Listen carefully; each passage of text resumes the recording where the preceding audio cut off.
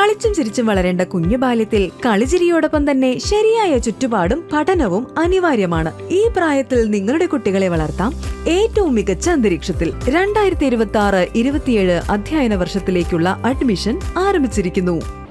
രുചിയുടെയും സൗഹൃദത്തിന്റെയും ആ തണൽ ഇനിയില്ല.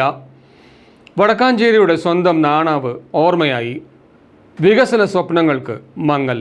വടക്കാഞ്ചേരിയുടെ രുചിയിടമായി 82 വർഷം തല ഉയർത്തി നിന്ന മദ്രാസ് ഹോട്ടലിന്റെ ക്യാഷ് കൗണ്ടറിലെ നിറഞ്ഞ പുഞ്ചിരി ഇനിയില്ല.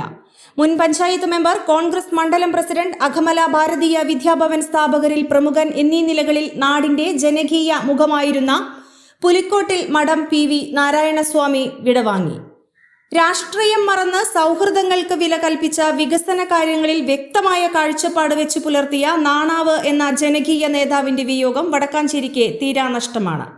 അദ്ദേഹത്തിന് അന്ത്യാഞ്ജലി അർപ്പിക്കാൻ രാഷ്ട്രീയ, സാമൂഹിക, സാംസ്കാരിക രംഗങ്ങളിലെ ആയിരങ്ങളാണ് വസതിയിലെത്തിയത്.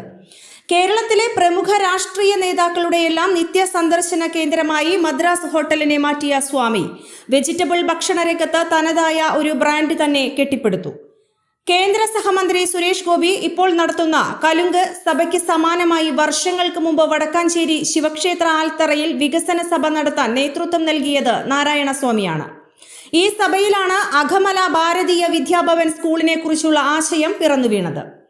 ഉത്രാളിക്കാവ് പൂരം, വടക്കാഞ്ചേരി വിഭാഗം, ബ്രാഹ്മണ സഭ, വ്യാപാരി വ്യവസായി ഏകോപന സമിതി ഉൾപ്പെടെ നിരവധി മേഖലകളിൽ പ്രവർത്തിച്ച അദ്ദേഹം വികസന കാര്യങ്ങളിൽ വലിയ കാഴ്ചപ്പാട് വെച്ചു പുലർത്തി.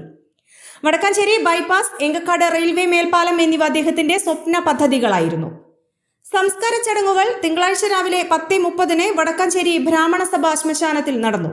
ഭാര്യ സായിബാല, നഗരസഭാ കൗൺസിലറും യൂത്ത് കോൺഗ്രസ് മുൻ ദേശീയ സെക്രട്ടറിയുമായ PN വൈശാഖ്, ആർക്കിടെക്ട് വിഘ്നേഷ് എന്നിവർ മക്കളും, സന്ധ്യ, ബൃന്ദ എന്നിവർ മരുമക്കളുമാണ്.